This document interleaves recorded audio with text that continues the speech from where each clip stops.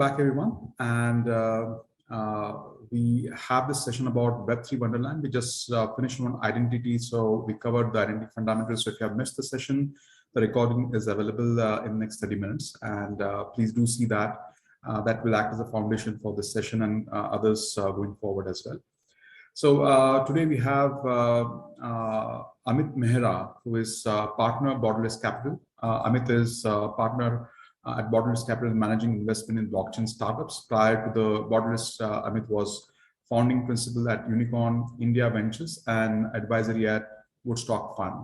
He brings understanding of equity and token investments, token design, tokenomics, equity versus token value capture, and decade plus rich experience in entire investment cycle. We also have Ravikant Agarwal today. Ravikant is the VP of Polygon and looks after various strategic initiatives under Polygon. He's seasoned business and strategy consultant with demonstrated history of working with management consultancy and the industry. He has worked in various areas: blockchain and digital assets, digital identity, open finance, and data protection. We also have Matt Woodland, and he's the head of development relations at Swiss Lab. He's an experienced full stack developer by trade. He loves all things software, technology, and innovation. He has a deep passion for Web3 NFT projects and empowering developers through learning opportunities and leading them with empathy. So we also have Francisco from Swiss Lab. He's passionate about distributed systems and Web3. He enjoys experiment with all kinds of technologies and find new paths that lead to better and faster results. His love for scaling led him endless search for freedom, and even in the tech world. So thanks everyone for joining, and I will start with Hedera ecosystem. Hedera is FI's partner, and we are looking forward for the Hedera workshop, which is quite in-depth, and it's going to be after this session, and please stay tuned to that workshop as well. So over to you, Matt, to take a broad introduction of Hedera ecosystem, key product overview on high level, then community development program at Hedera, and what's there for startups and how startups can get motivated to use Hedera Fabric, etc. So over to you, sure. Matt. Thanks, Prashant. Thanks for your kind intro, and welcome everybody. As Prashant said, I'm Matt Woodward. I'm the head of developer relations over at Swirlds Labs for Hedera. So Hedera is a layer 1 and third generation DLT, or distributed ledger technology. We're uniquely positioned as a technology stack that has a really innovative consensus mechanism that makes us high throughput, low energy usage, and extremely low cost as well to use. Fundamentally, we have already got a mainnet that's live and available that runs our consensus algorithm, and we have network services situated on top of that. We have fundamentally a consensus service that is there for verifiable timestamps and event ordering. We have a token service where you can manage, obviously, fungible and non-fungible tokens and everything that you would like to do with tokens in that sphere too. And we also have a smart contract service that is EVM compatible, and therefore obviously brings with it support for the latest Solidity standards as well. So you get all the benefits and flexibility of using Solidity with that, but the scalability of the Hedera ecosystem. Again, as a sort of network ourselves, we are fairly unique as well in terms of that we've separated out our consensus from our governance. So as Prashant mentioned earlier, we have governing council members that essentially look after the strategic decisions that need to be made about how the network is run, how it sort of is implementing changes, and what sort of different components may sort of need decisions about as we move forward. And then we have obviously the consensus mechanism that sits there from a technology point of view underneath that.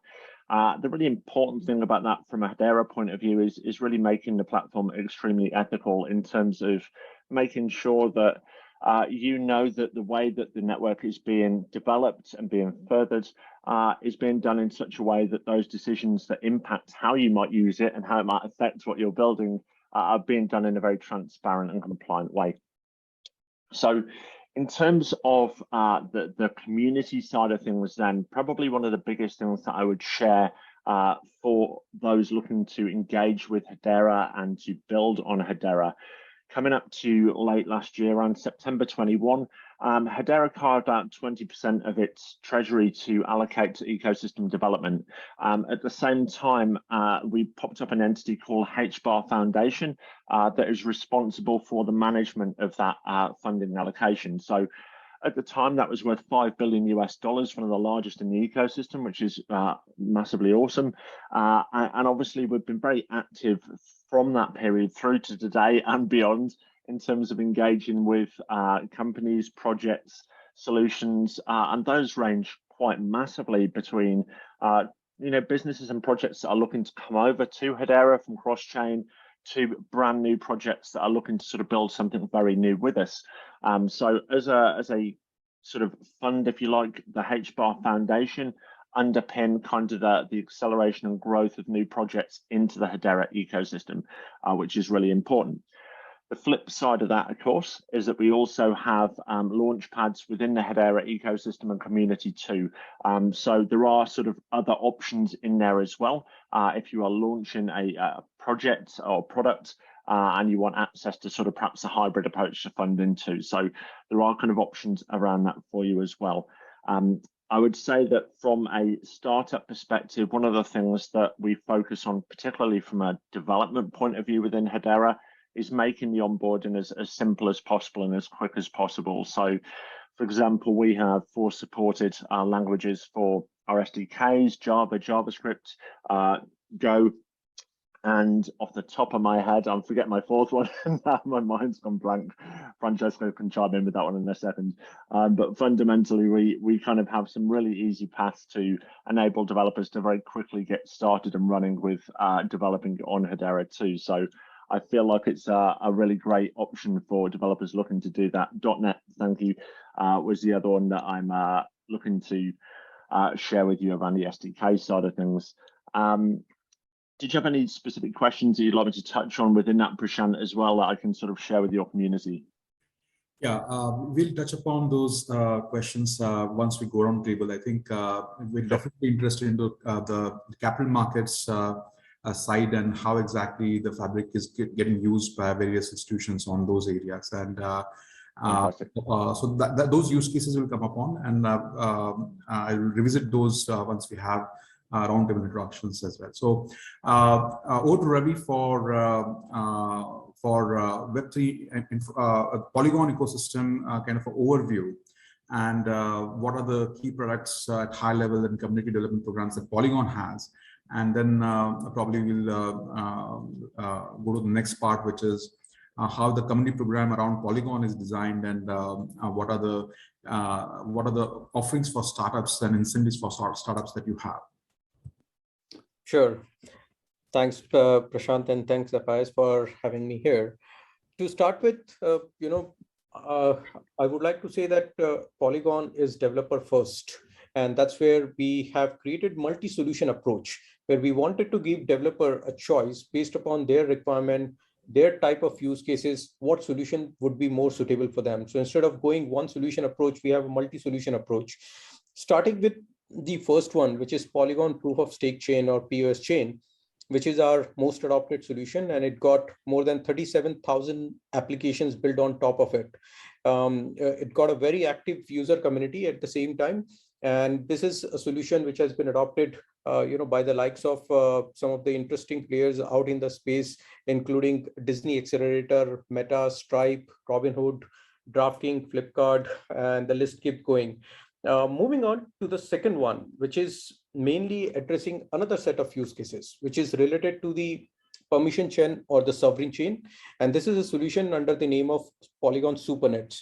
This is a solution where enterprises or use cases which needs to spin up their sovereign chain can leverage this. And there are very interesting use cases, again, from the Web2 space, from government space, gaming studios who are leveraging this solution. The third and the important one, which we have announced last month in Paris during ETHCC, is Polygon ZK EVM.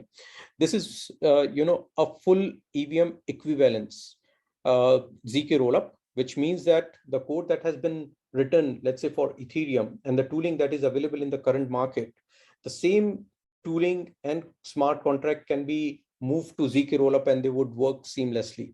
So this actually brings up a very significant enhancement into the developer experience when they are moving into the ZK rollup. And at the same time, this brings up a lot of interesting use cases into the feasibility zone. Because with the ZK rollup, what we are expecting is at least a 200x kind of a scalability that can be achieved, which may have been stopping many use cases which required severely high throughput. And when we are talking about Web3 for 1 billion users, we cannot go out with the current infrastructure. And that's where the scalability with the help of ZK rollup, which even Vitalik himself says that ZK rollups are the end game for scalability. This is a solution from Polygon side, which is Polygon ZK EVM. Polygon identity is another very interesting solution. And we have spoken in the previous session, but this is an identity layer that we are building, not just for the Web3, but even for the Web2 use cases. And this is one of the key highlights that I wanted to share here, which is the on-chain verification. So with Polygon ID, we would not be only able to address the traditional use cases related to doc verification and education verification and financial verification, but even the on-chain verifications become certainly possible with the help of Polygon ID. Without taking too much time, there are a couple other products that we are working on, which is Polygon Nightfall, Polygon Avail, and so on. But I would restrict myself in terms of giving an overview for now. Thanks, Ravi. So I'll just go around again to Matt and Francisco. Matt, Hedera has been very active in the institutional space, and the overall discussions that we had in the last 2 days, yesterday and today, there was a sense from the speakers as well as the startups that if institutional money has to come into the reach of the startups who are right now into public blockchains, it is more about the private or permission blockchains, which are more something which institutions prefer. I would like to get your view, Matt, about institutional use cases right now, and which are the areas that you see are getting more traction, and where are the challenges, and how exactly that world is evolving. That would be great. Just put some light on that.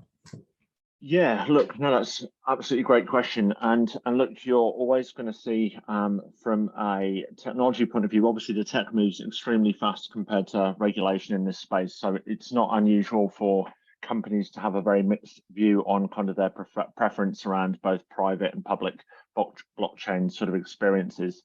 And I think it will take a little bit of time before everybody kind of settles on a consensus as to how they want to see their usage of private versus public.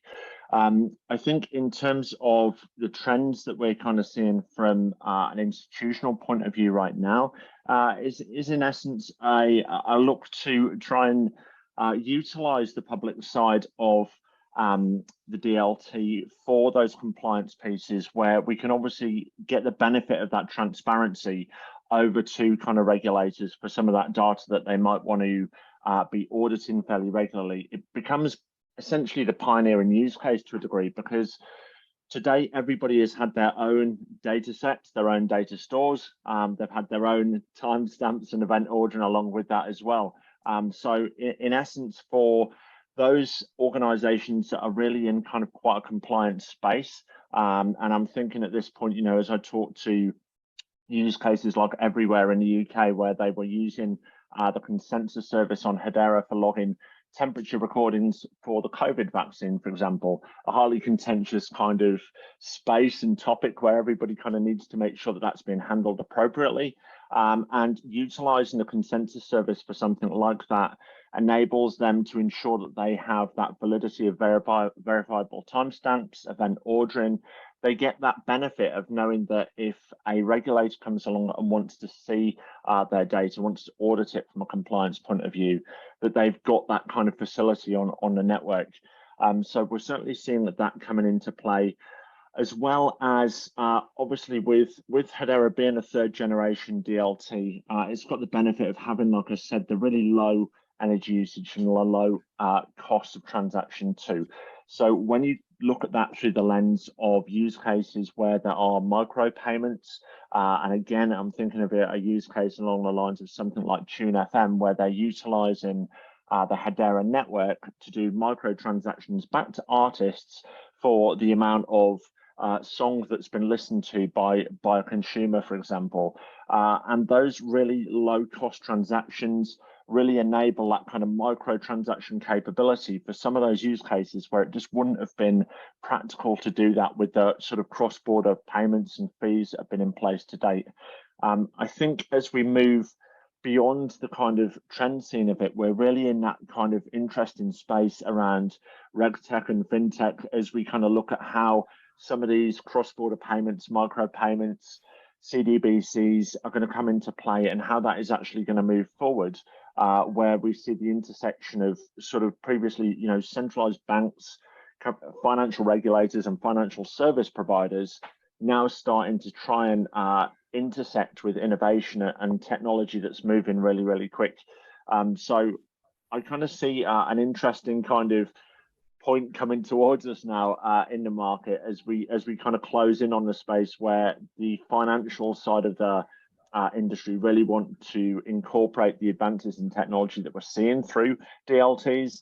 They want to leverage, obviously, the benefit of those lower cost transactions and fast transactions, transparency and auditability of it, and the capability that enables us in terms of reaching those individuals that may not have been able to sort of tap into either payments or banking previously. So I can kind of see a large shift over to that as we move closer and closer towards a space where that regtech and fintech can kind of work cohesively together with one another. Thanks, Matt. So Ravi, over to you about your current understanding about Polygon it's the ecosystem use cases in institutional space as well as the enterprise fintech. So can you put some light from your side about what do you see on the traction side, where exactly you see more uses of your products in the institutional side? Yeah, sure. I think when it comes to enterprises and institutions, there are different verticals under which the experimentations are going on, right from the DeFi space where some of the yield-bearing product as well as the under-collateralized solutions are popping up. I think there is also a growing interest in the space of how can user engagement be made more interesting with the help of metaverse and NFTs. I think this is one of the trend where we are seeing that institution as well as large enterprises wanted to take some baby steps in the Web3 journey. And they wanted to start something where they can ramp up their engineering team. At the same time, they give early adopters from their large customer base an experience of how Web3 interactions would look like. That's where they are starting slowly in terms of leveraging, first of all, with the kind of tooling that we have or the use cases that we are seeing in the NFT space, but slowly leveraging those kind of NFTs and creating more immersive user experiences in the metaverse space. Some of the, I would say, the large payment players are also trying to see how can they leverage the crypto rail, and then that's where the integration between the traditional rail and crypto rail making more interesting in the payment space overall, bringing again some very, very I would say user first kind of an use cases out in the space. And with from Polygon perspective, we are seeing the adoption is growing in these stable coins as well. And once we have integrated USDC and USDT natively to Polygon, I think that is where a lot of these enterprises and institutions have started leveraging stablecoin. And even going beyond, some of the regulated banks have started thinking in terms of how can they go into the space of issuing stable coins. So overall, the payment space is certainly a very interesting space that we are seeing, and there are several use cases that are popping up. And especially if we are trying to join the Lego pieces, whether it is in terms of the maturity of the technology, the permission networks that you mentioned about, how can we add KYC and AML compliance on top of it, which again make it easy for the institution and enterprise to start leveraging up the Web3 component. I think we are seeing a very high demand and a lot of inbound inquiries around it. Thanks, Ravi. Now, the innovation is one area, the regulators is another, and policymakers another. There is always chaotic situation that happens when something new and so very new that it may potentially disturb the existing platforms and TradFi from the ground root. And when such things are happening, you need some safe sandboxes, safe approaches towards testing these things about how it is going to fit into the existing ecosystem, what are the impacts of that. And again, it's not a technology question as such, but when you see such enterprise fintech innovations, what do you see, how exactly these are getting, I'll say, blocked or getting more clarity, or so various countries have that, like for example, Dubai has very clear regulations around, Switzerland has, and then Singapore is coming up with more clarity there. And many of these innovative startups are moving into those areas to start building around those freedom that they have got, right? But still, that is kind of a sandbox. People are watching and waiting and see how the things are evolving. So, question, Matt, again, both you and Ravi, both, is while you see the enterprise and the fintechs who are working for institutions to build such kind of solutions, let it be CBDC, let it be stable coins and the applications of those areas, cross-border, etc. What sort of challenges do you see in terms of non-clarity in regulation, and how that is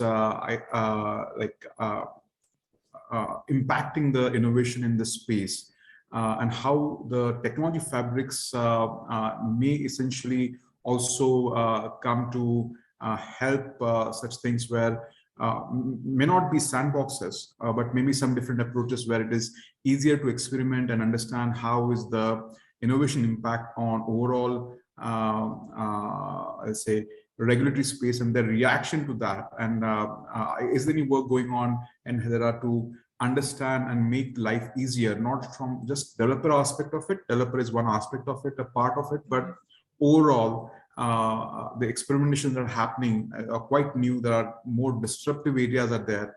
Although these disruptive areas are going to bring a lot of efficiency, a lot of new things, a lot of positive things, they may disrupt the existing fabrics as well. So Matt, your view about that? Yeah, no, great question. And I guess kind of what I want to preface my response with is that if you think about the way in which whether it be centralized banks, financial service providers, or regulators work, by virtue of their vertical, they are highly regulated. There is an immense amount of paper trails and process that go all around operating within that space.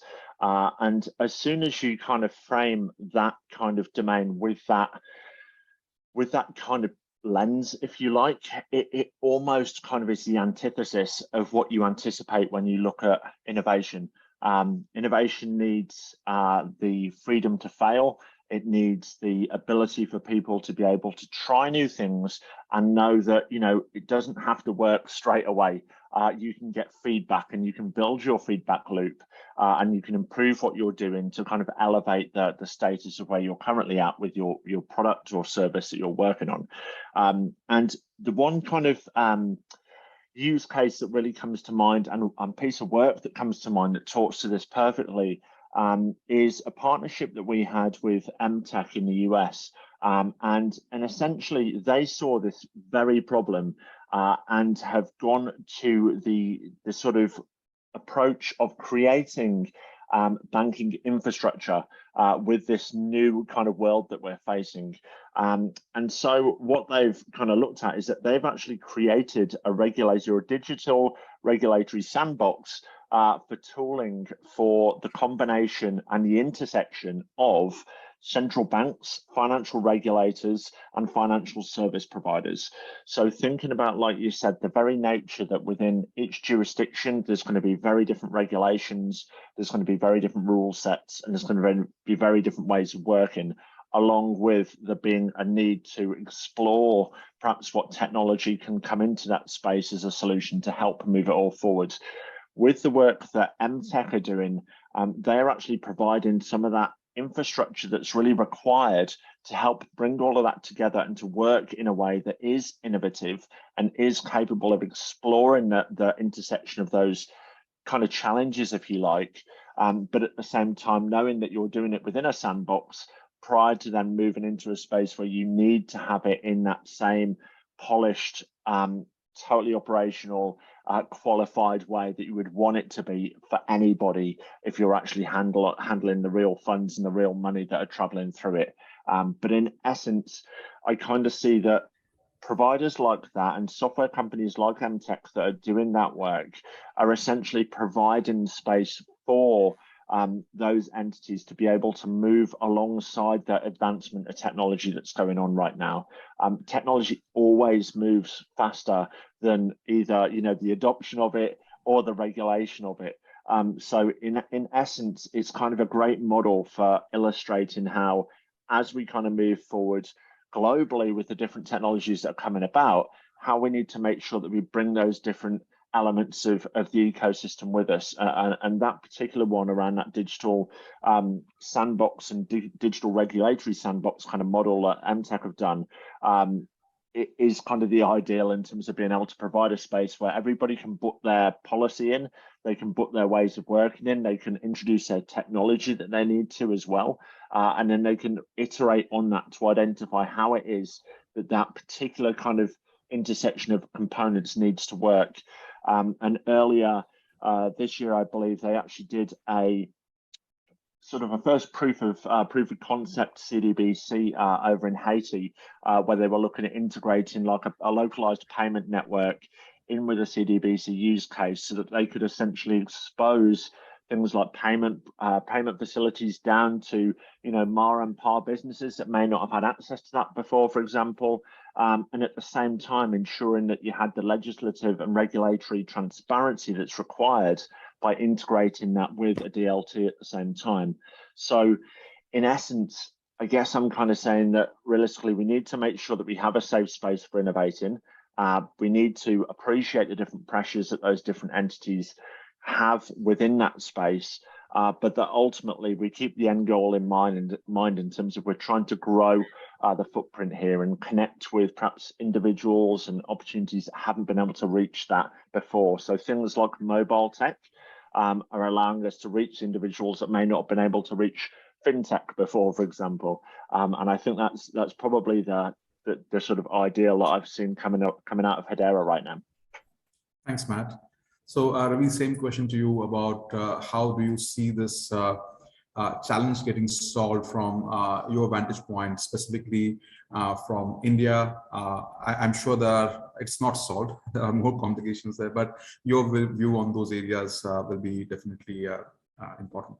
Certainly. Yeah, I think as Matt mentioned, technology innovation and the growth always is faster compared to the regulator catching it up. And that's what we are also experiencing. But to be fair with the government, they are showing eagerness in terms of coming onto the table in order to learn and understand what this technology means.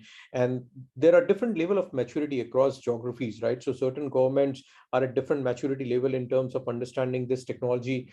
Maybe because of various parameters, there are different levels of pyramid for a given country, right? So for example, in India, we would have different layers based upon the technical literacy, the daily income, and the adoption of internet and so on. So I think depending upon the maturity of the citizens out for a country, the government has to be judicious of a fact of how quickly they can accept a new technology which has not been I would say which is still evolving and it's in nascent stage. So from a perspective where we are seeing various governments have shown up the first step, and Sandbox certainly seems to be the first step where they allow in a restricted environment, they still allow how the experimentation can go in, learn from those experimentation, and then try to scale it up and see what can be taken up for the rest of the set of citizens.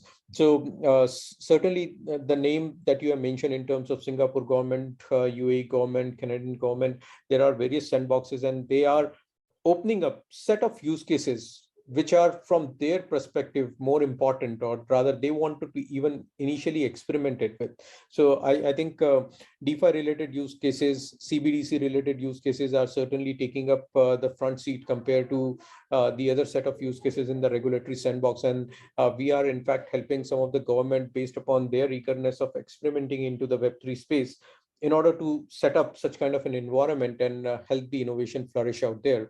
Coming back to India, I think very interestingly, what we are seeing is India being such a large country, there are different states in India who are also trying to, take a leapfrog in this innovation, and they are trying to define their own blockchain policies. There are, very, very forward-thinking states who have, in fact, gone ahead and start implementing some of the use cases. So, for example, in the state of Maharashtra, there are already few use cases leveraging Polygon technology that has been implemented either for the RT-PCR test, the caste certificate, the education certificates, which has like the recent one, more than 100,000 diploma certificate has been issued.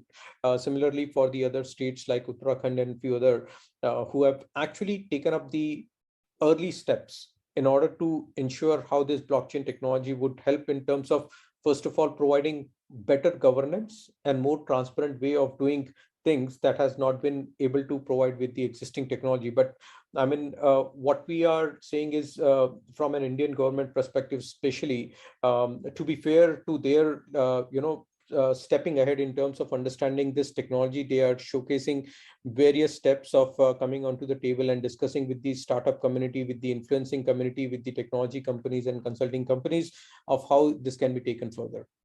So very exciting time. Thanks, Ravi. Now, let's change the lens a bit about how we are looking at this space. So we have Amit here today, and he's going to talk about from the investor's angle.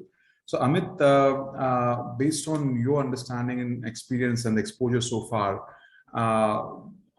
the enterprise fintech as well as something more institutional use cases, the innovations and startups that you see, can you give us some idea about how the bird's eye view about the space on the where exactly the focus on investment is, and do you see a prominent startups into solving the enterprise fintech via Web3, or maybe moving from TradFi to DeFi on that journey? So any innovations that you see which are getting more tractions on the funding side that you want to probably put a more highlight on? Over to Amit. Sure. And Prashant, thanks for having me. Appreciate FIS, you Prashant, Tushar, for having me, and glad to meet, like, and build upon Matt and Ravi and Francisco, what they have shared. So very quickly, maybe I'll do a quick intro. So just to give some context, and then I think it might make a little more sense. So very quickly on the Borderless group. So we are very deep in two ecosystems. One is the Algorand ecosystem, from which we have, we run a number of nodes. We did fund one, which is now fully deployed. Overall, we have over $1 billion in AUM now. So from this Algorand focus funds, we run a number of nodes. We have fully deployed fund one with over 150 portfolio companies. We also ran 5 accelerators across 5 different continents. The 5th cohort is now underway with Roker in Miami. Then the other ecosystem which we are deep in is more on the HFI side. So where when we say HFI, it means like where you have an IoT physical component on the edge. So think of it like wireless networks like Helium, Pollen, cloud storage like Filecoin, graphics rendering GPU like Render, and even weather like WeatherXM or PlanetWatch, where the IoT HFI device then speaks with the blockchain. So that's the other kind of thesis we have. So we did fund one there where we did a staking and mining fund for Helium, and now we are doing fund 2, which is more broad HFI based. And then we have our own proprietary family office, 1111 DG Ventures, from which is our own proprietary money. Mainly of the founders and the team also co-invest from there.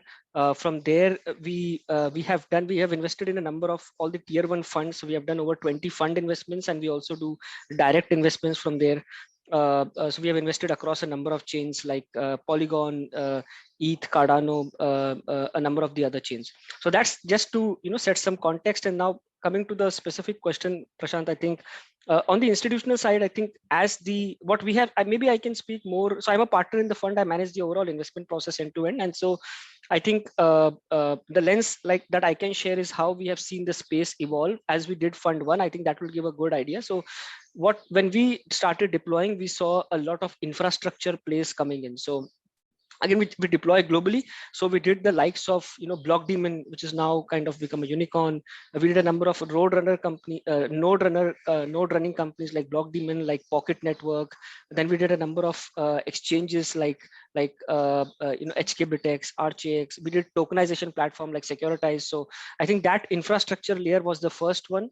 Then on top you had stable coins. So I think Algo was the first chain which had like USDT, USDC both after ETH. Then we have like a number of other stable coins. We have like Bailira, we have a number of Brazilian Real, Mexican Peso, we have Vietnamese Dong, so a number of other stable coins. So then you had this, after infrastructure, you had the stable coin layer on top. And then on top now we have DeFi, NFTs, gaming, metaverse, and all those things building. So that's the evolution I've seen. So coming from institutional side, I think, each chain, I think, again, I think Algo in general and we in general, we are, I think, very collaborative. We kind of work together with other chains, and that's I think one differentiator. And what we have seen is each chain has a slightly different flavor. Some are more hardcore NFT focused, some are more hardcore consumer, some have a slightly more institutional flavor. So in Algo, for example, the entire country of El Salvador, is using Bitcoin. So that underlying framework actually is built on Algo. We have seen a number of other CBDCs that are being built. So the Marshall CBDC, and I think that was in Algo. And I think a number of countries are now slowly adopting, one on the CBDC side. So that's one angle. The second thing, which more on the institutional side is happening is, first of all, I think what will happen is they are trying to diversify their treasury and have some crypto exposure. So right now, if you see Grayscale, Bitwise, more institutional players are coming in and investing there just to have some diversification. Now, the general thought was that this space in general, Web3 in general, is actually has a negative, or it's not highly correlated with the stock market. So investing in Bitcoin ETH gives you some protection when the stock goes down. But the current crash has shown that that's not very true, because actually both fell down at the same time. So, I think that is something like an emerging area which we have to keep on top and see. But overall, it's good to diversify, and I think that is what, like with Fireblocks, number of other custodians. So we have also invested like Hex Trust and other custodians. What is happening is a number of these institutional players, pension funds who manage like billions and trillions of dollars, they are coming in and first getting into this space to diversify away from the normal stock markets, hedge funds, and all. So that's the first step. And then I think, Prashant, which you were mentioning, and which my my co-panelists were mentioning, more on the TradeFi front, how we can use tokenization to enable TradeFi, supply chain finance. That entire thing, blockchain can really help in supply chain finance, where you make payments very fast, where you have like 90-day credits. Those can be done in a very efficient way using blockchain. So that, I think, is the evolution which is happening. Thanks, Amit. So we'll just switch context a bit now. So we were talking about the institutional side, but there is another economy, or there is another area that is getting exploded, which is the creator economy, and how exactly the NFT marketplaces and other things are getting built on, and what is the socio-economic impact of that, and how exactly it is then getting linked to metaverse, gaming, GameFi, and other areas which are kind of a more millennial mindset driven, and not referring to any specific thing like a Polygon or Hydra. I'd like to understand which kind of startups that you see are getting traction in these areas, and how they eventually, because everything has to again link and interoperate. And that's where the question, Amit, to you is, what kind of innovations that you're seeing, or what kind of tractions you're seeing here, and how real it is, how much it is something that will sustain in the long run. Thanks for that. Yeah, I think, Prashant, like what happens is each chain, I think, is slightly at a different level of maturity. And so with the ETH merge coming up, I think that's a very critical milestone in the entire, like, I think for everybody in Web3, for the entire blockchain industry, and that's going to actually have a big impact, and hopefully, like, it's a positive signs, the market shoots up a bit from that. So generally what we have seen is DeFi So DeFi, a lot of innovative cases. So initially you have just the AMMs. So there are some key building blocks, I think, which every chain starts out with. So initially you start out with the AMMs and the DEXs. Then you have lending borrow protocols.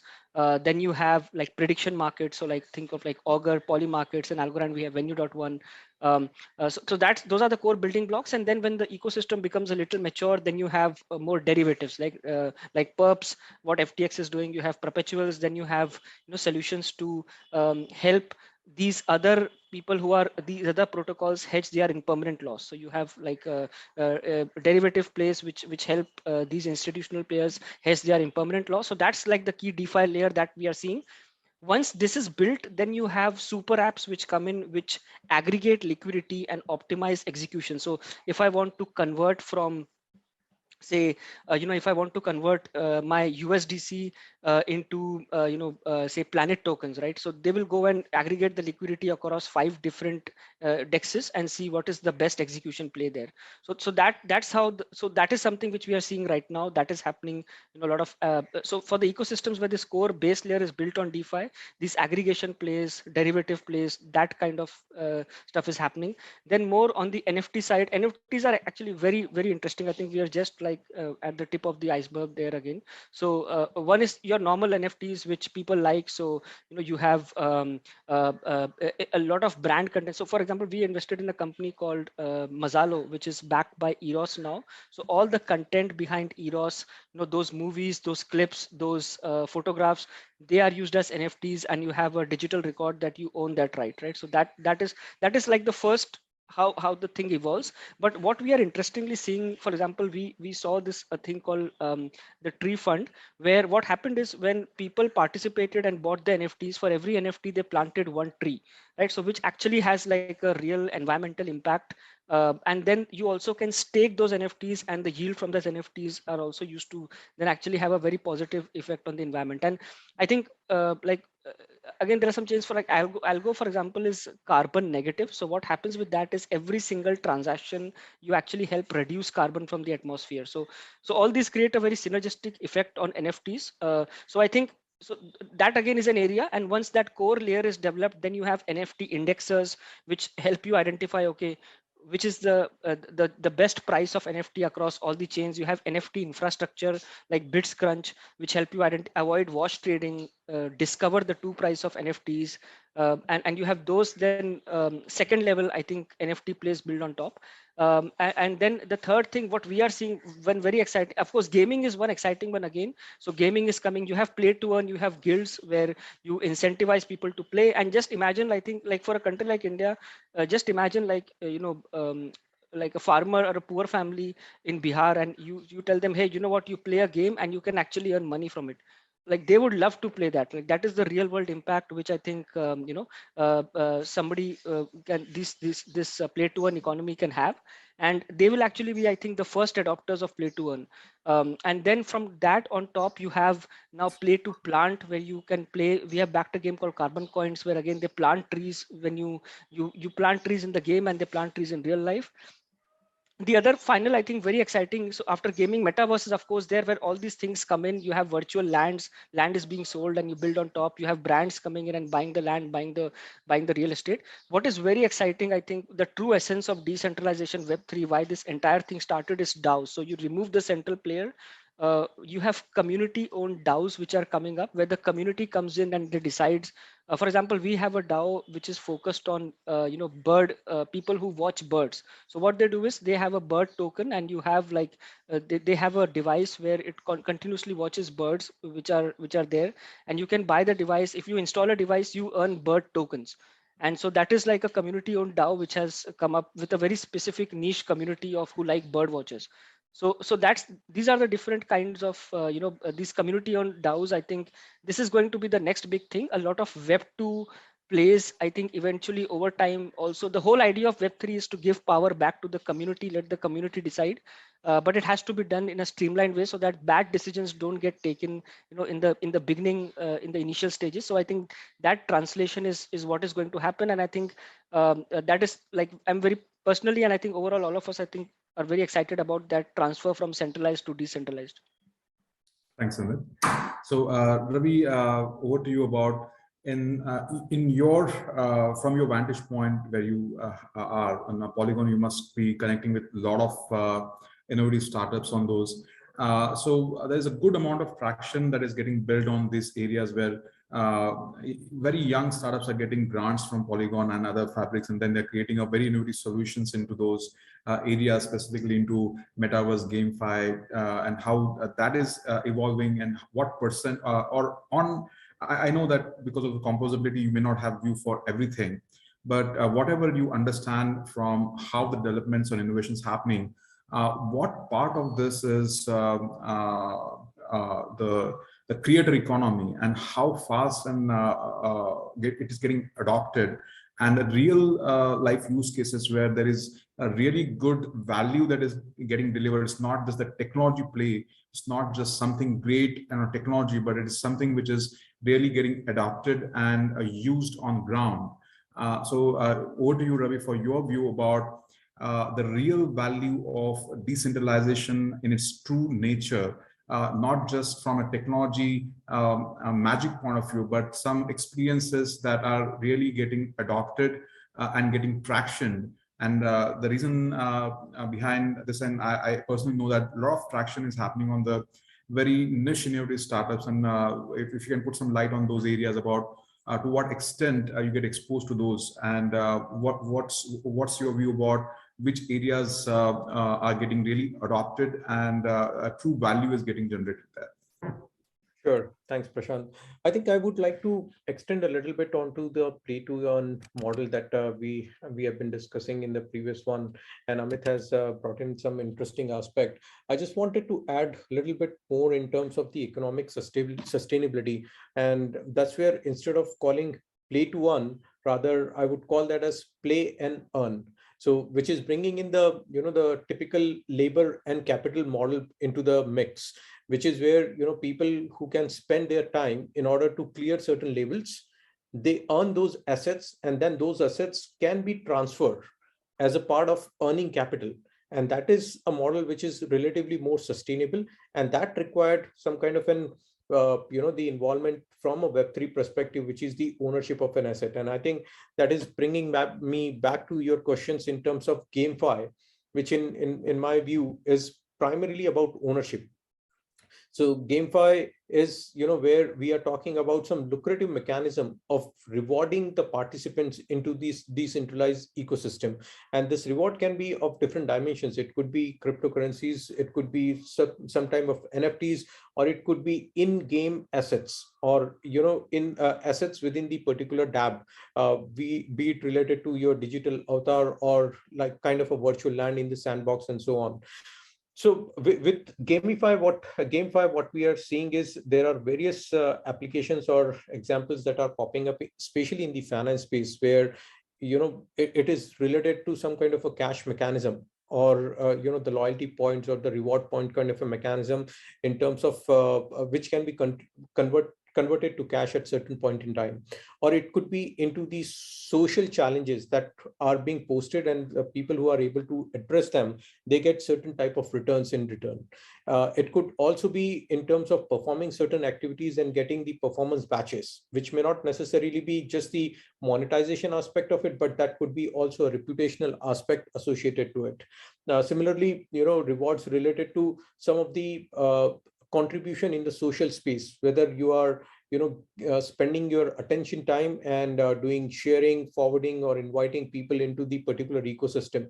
So I think there are various dimensions where the applications are finding very interesting and innovative ways of bringing in customer into their ecosystem, and those are opening up some interesting customer engagement models.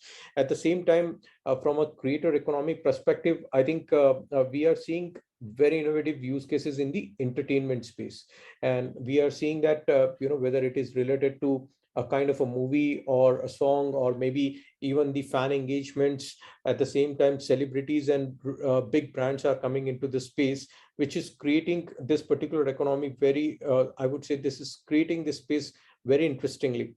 Some of the examples I would quote it from a Polygon ecosystem perspective are typically from the gaming games like Awagotchi, Axie Infinity, Mobox, Ruby Exchange, and so on. So we are seeing a huge inbound into this particular space, and these are some of the early use cases, but I'm sure there are more innovation continuously going on in the space. Thanks, Ravi.